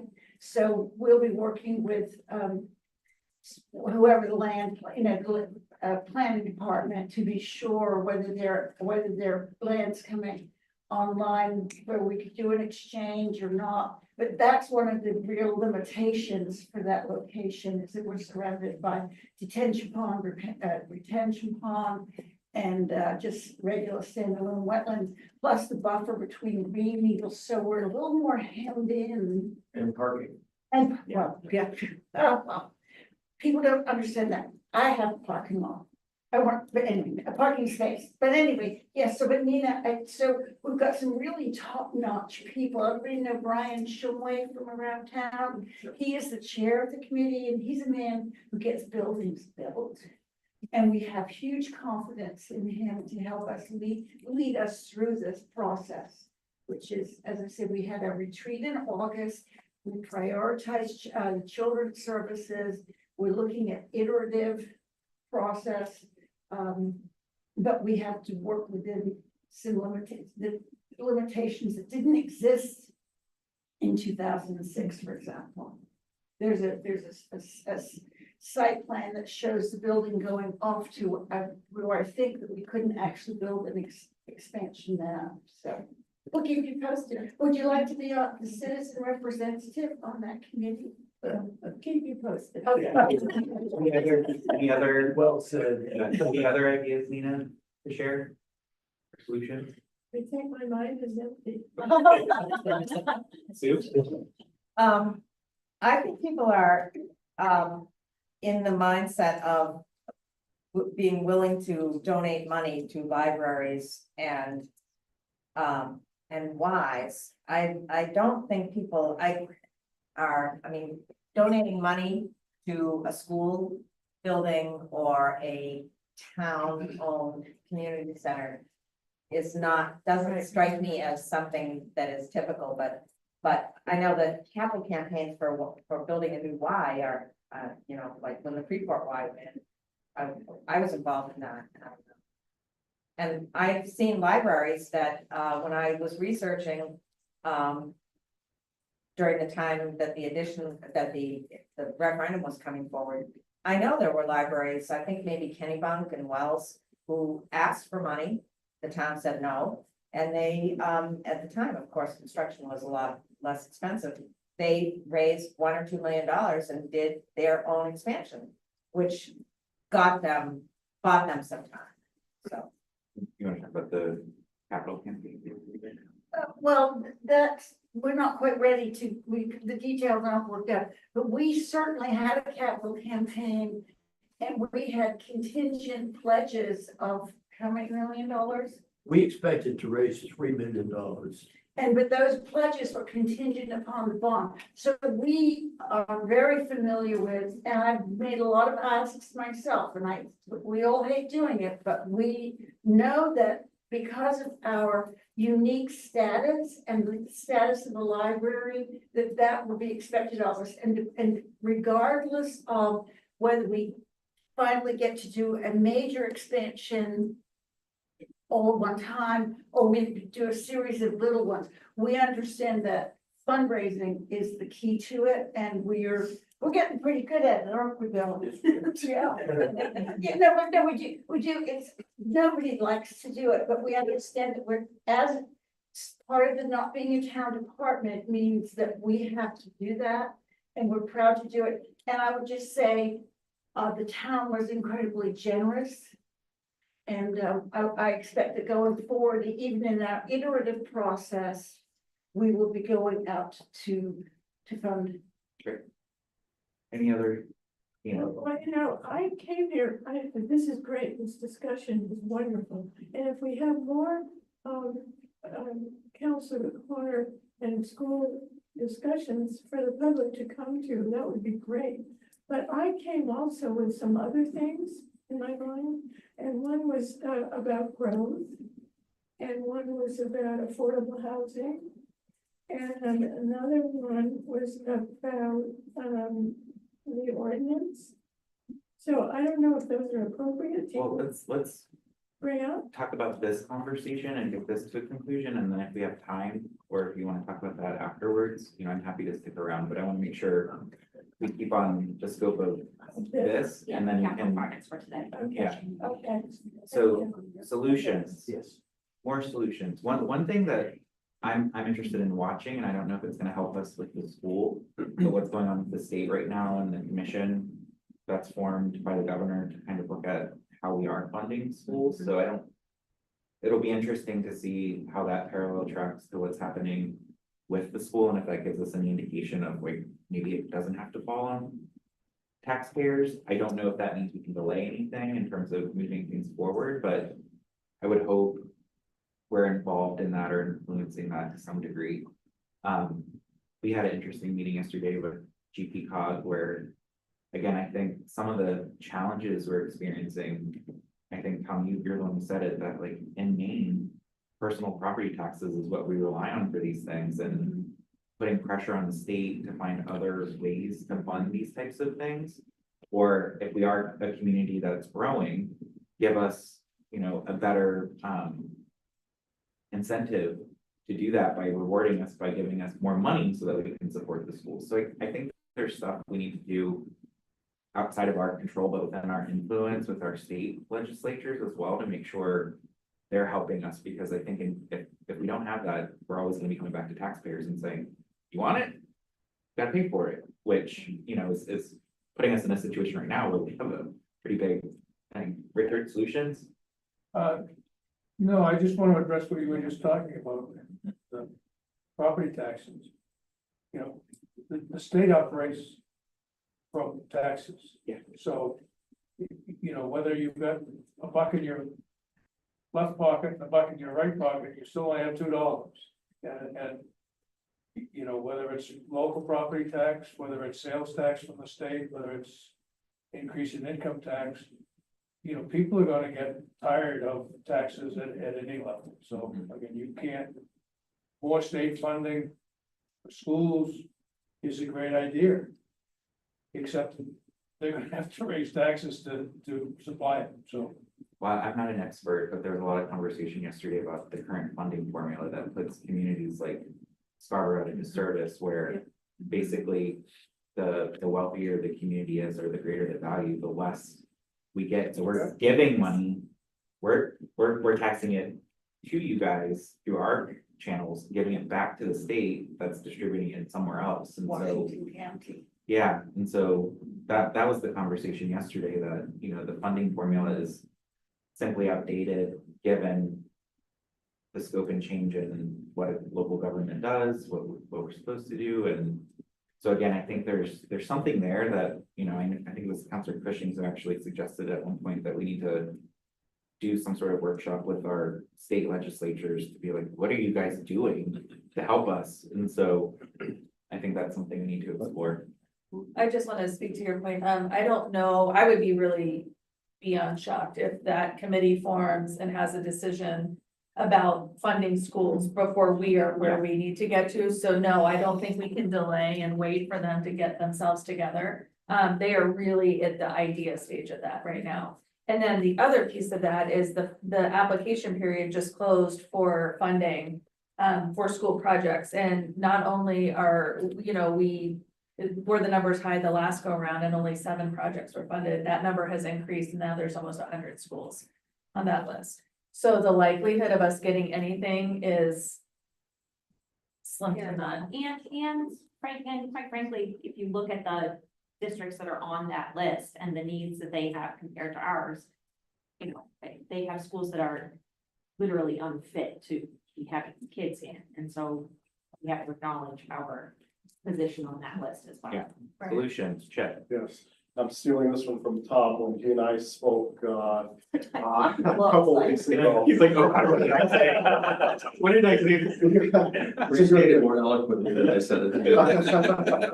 But, you know, Tom mentioned that, you know, when talking, more about the nuts and bolts of our organizations working together, and applying that concept, I think that, I think that all of our, departments and our partners need to work together on a PR plan that goes out to all of our contacts, starting off with the school. And we take the data from Nick, the library sends it out, Setco sends it out, the school department, of course, sends it out. And we not only send it out, but we work very hard at creating enthusiasm about this. And we work very hard at you know, building that transparency and a trust relationship on the process.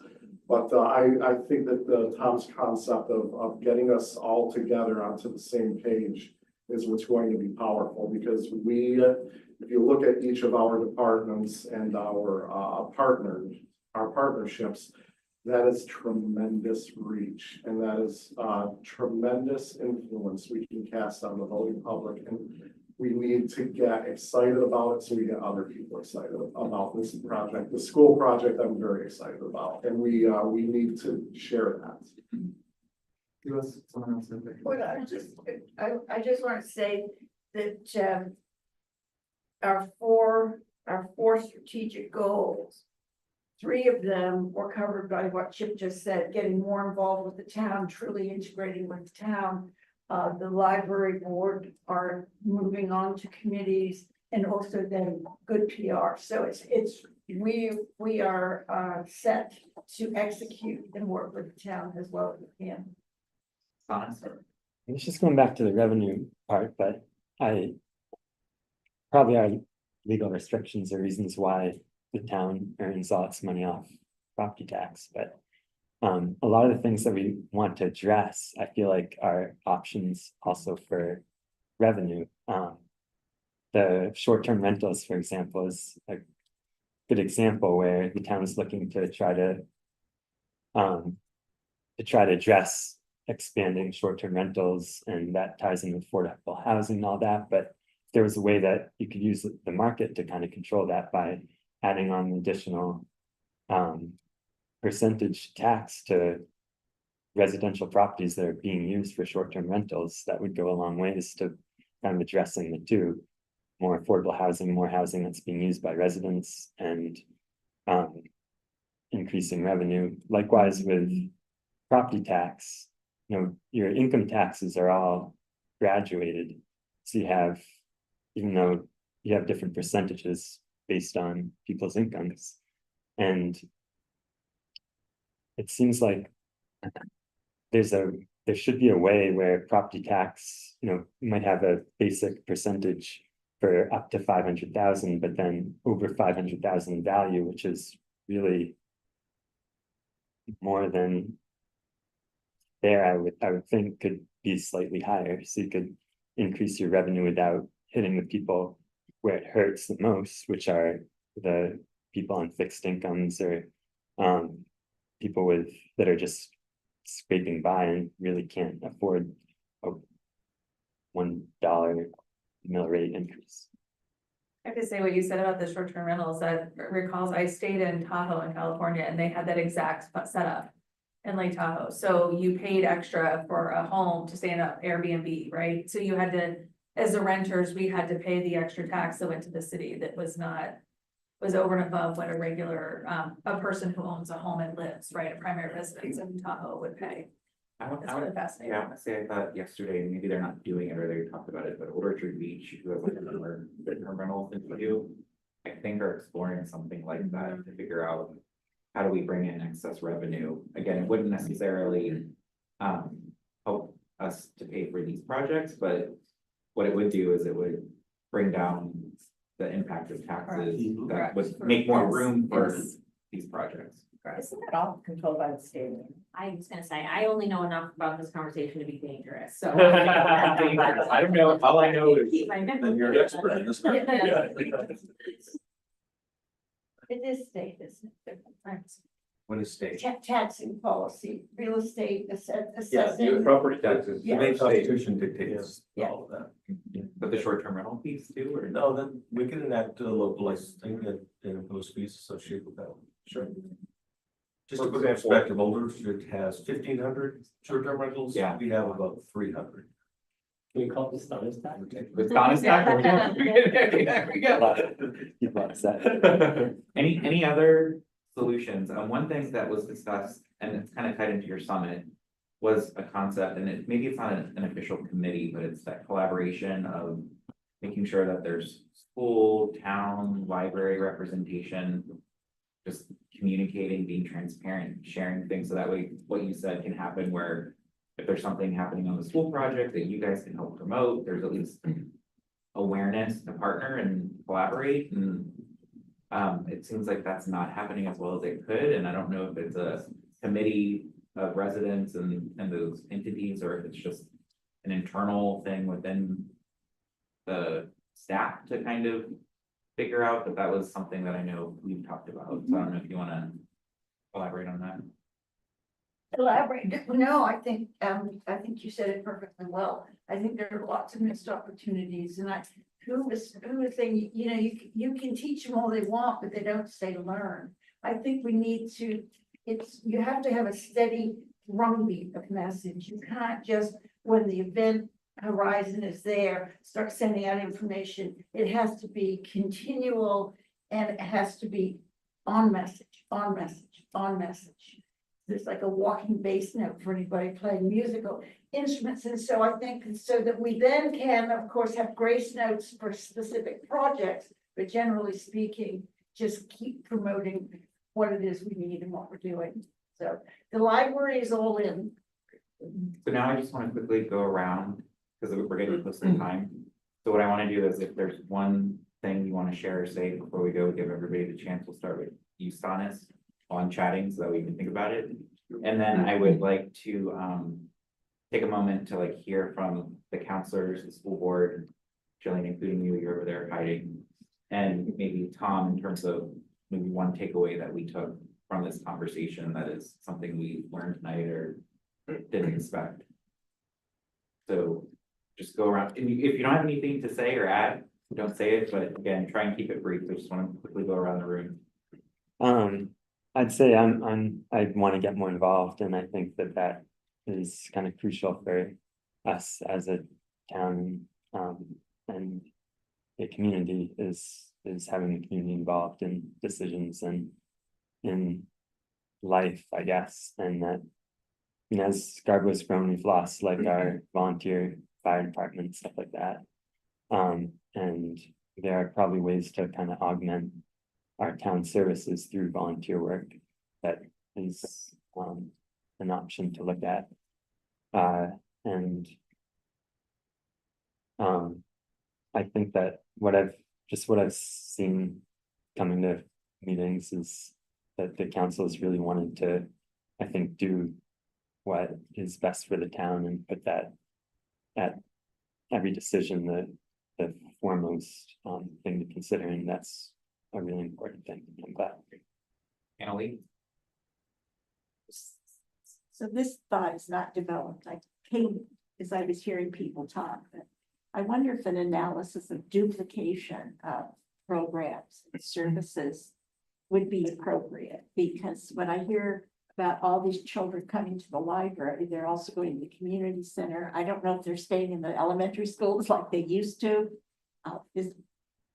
So are there other things like that are duplicative that could be looked at? Nick, anything you wanna? Sure, like I said, I'm trying to remain objective on it so I can help throughout the process, but I think the sooner these projects can narrow the scope, the quicker you can get to the clear communication. If it's too ambiguous of all the possibilities, it's hard to get that communication piece rolling. So if you need to know the budget, that's one scope to gear things in one direction, not several directions.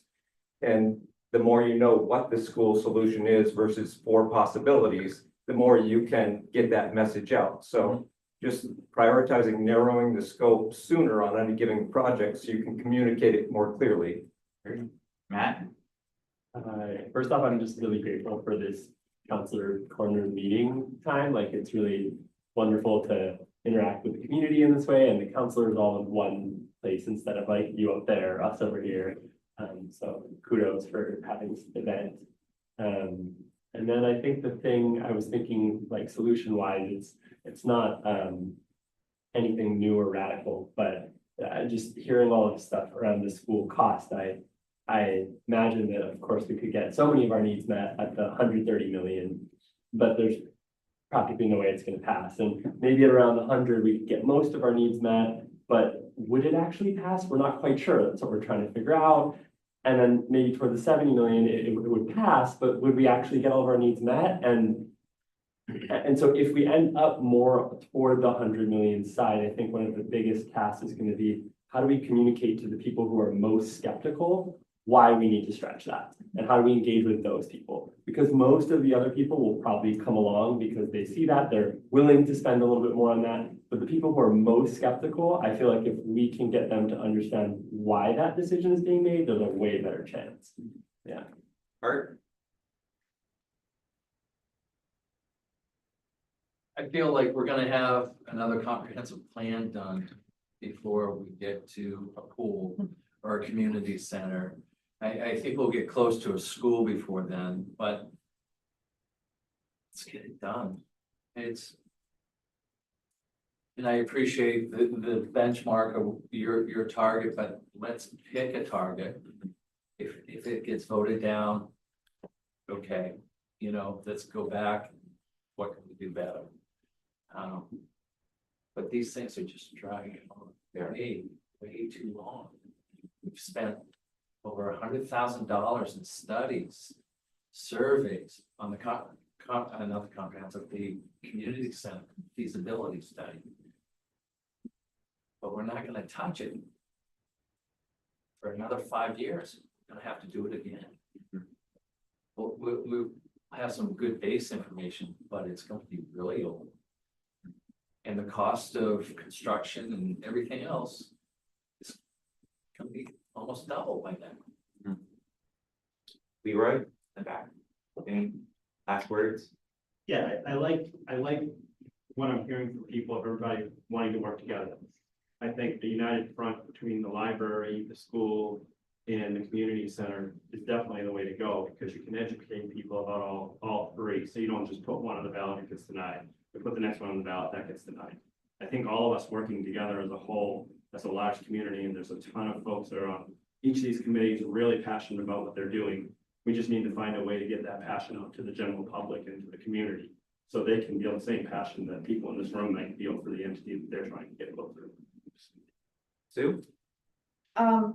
Yeah, I'm thinking about the fact that everybody in this room, we're all homeowners, and this town has dramatically changed. We've gone from less than 10% renters to, I think it's 22% renters, and how do we reach those renters and make sure that they're included and invested in Scarborough? And the second thing is, it's not too soon to start talking about inadequacies at the school. And I think, you know, my own experience, my youngest graduated in 2011. And so I've had almost no contact with the school since then. And I know that things have changed so much. And most people my age are not aware of what's going on and why, even if we were not growing the school population, even if enrollment was absolutely static, we still would need to make changes to those schools.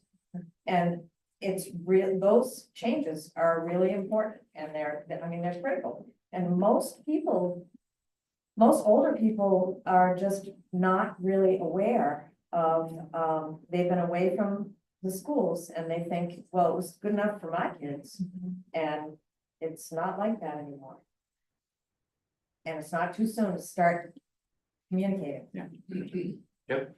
Yeah, I'm just to elaborate on that, I think we communicate, we are disciplined in our scopes.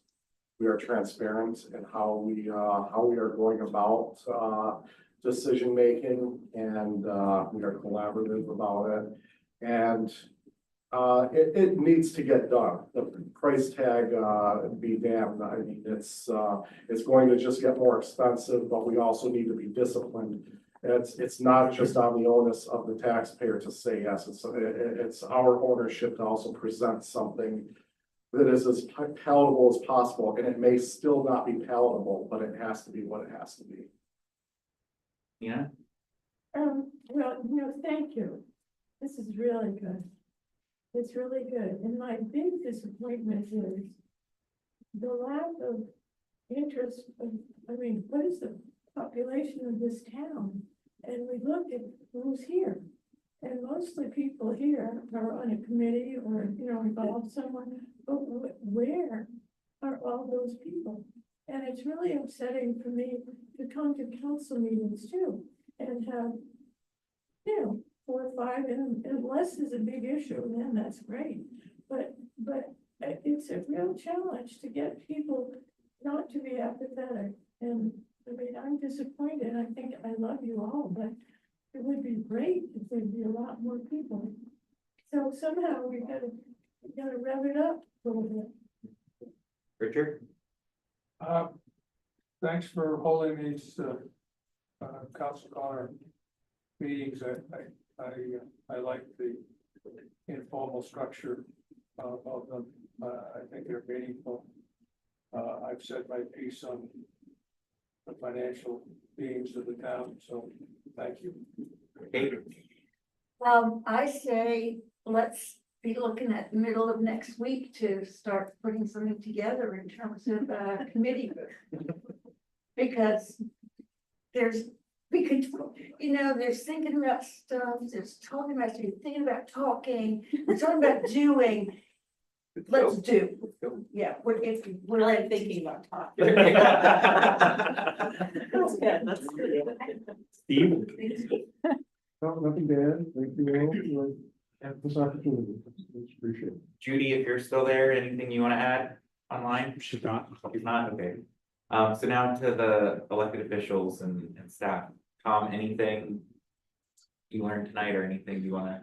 Didn't learn, but reinforced, you know, the communication was the common theme to me, and that comes as no surprise. So I think we need to be laying down some base notes. The school can start now, and I think the other projects, you know, establishing that need is so important. You'll never get someone's attention unless they understand there's a need that you're trying to address.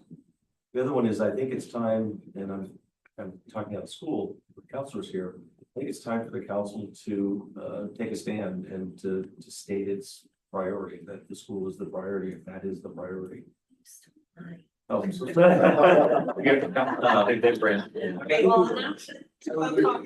strikes me, we've always been so differential in understanding the different constituent groups, and at some point, someone has to be the adult and Yes. say, this is what we're doing. And Yes. Yes. I think the time is here. Yes. We have not formally voted on anything like Yeah. that, which I'm not sure why we haven't up to this, but maybe that's the next council. And maybe it's not a formal Something vote, but you know, being far more conscious about and articulate about the priority and the focus. Here, Tom. Yeah. Jillian?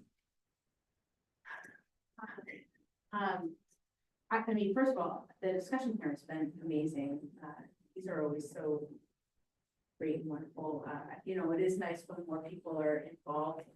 I was really encouraged to hear about the different projects, looking forward to working together and finding efficiencies and where we can really streamline our plans and communications. And I'm really looking forward to seeing what comes of all of this. Great. Jan? I've been struck by one thing here and then I have another thing popped in. So the first was that everybody in this room, we all have competing interests, right? We call them competing interests. We call them, you know, held hostage. But then we ask the question, who believes the school is a priority? And everybody, even with those differing interests, raise their hand.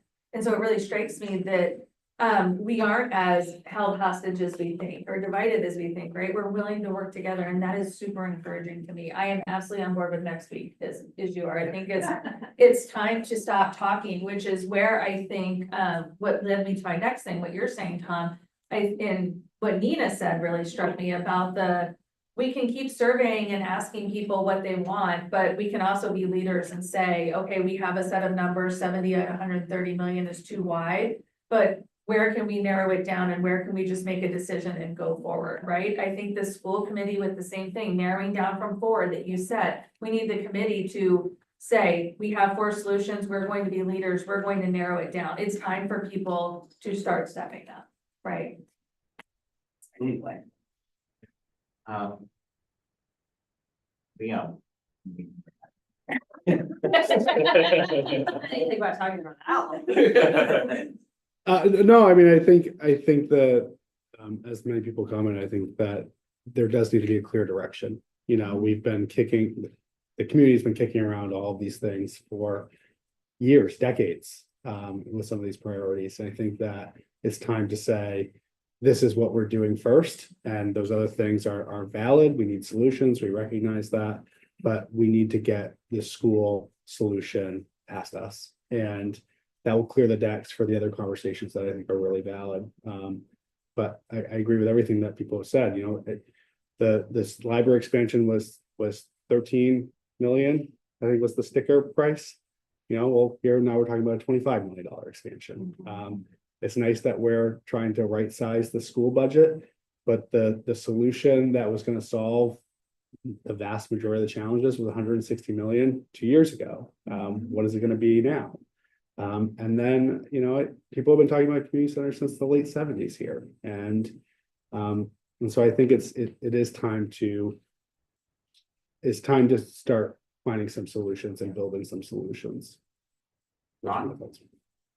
Well, I was struck by, I thought I had this singular notion that the library and the school and the community center had a lot of overlap, and that it was time to have a conversation. I think your point about duplication of services and putting matching is what we can do, is how we can meet these needs across those three platforms. And this is what it would cost.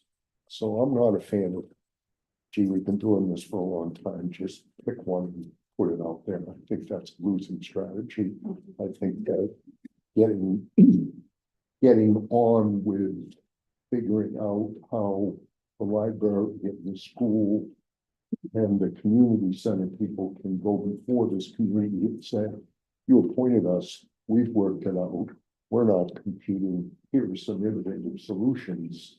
And then I would be delighted to sit up here in the dais and say, Yahoo, let's go.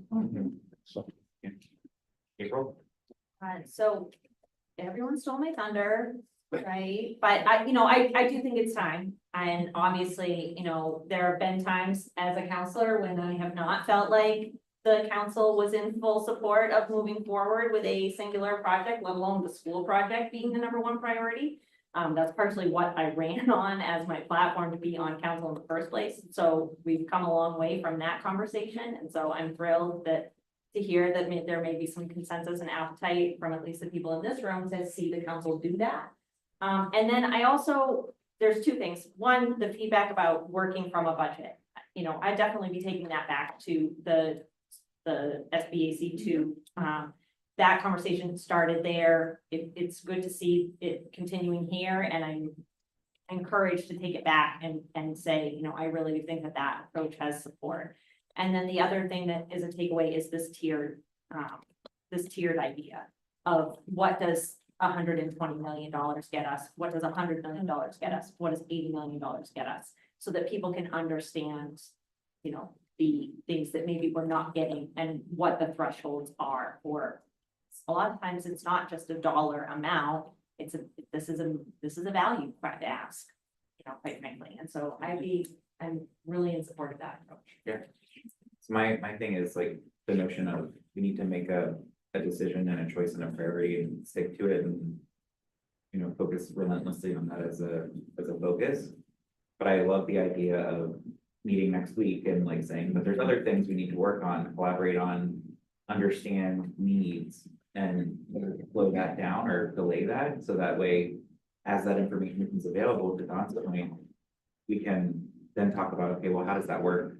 We have this priority that we need to focus on, but what's our path to kind of make sure we're advancing other things that will help make our community better? So I think we can do both. I don't think it has to be one or the other. I think we need to do that. Yeah. We really do. And in the library, in the next few months, we're going to have a lot more focus on our Plan B. Plan A is still, I keep repeating, we haven't given up on Plan A. We're part of Plan A, but the Plan B is something that we will be able to bring more information as we develop.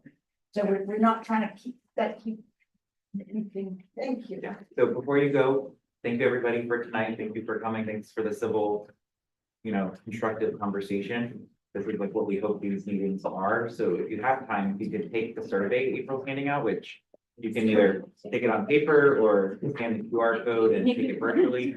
We just want to get feedback so that we can, continue to improve how we do these in the future.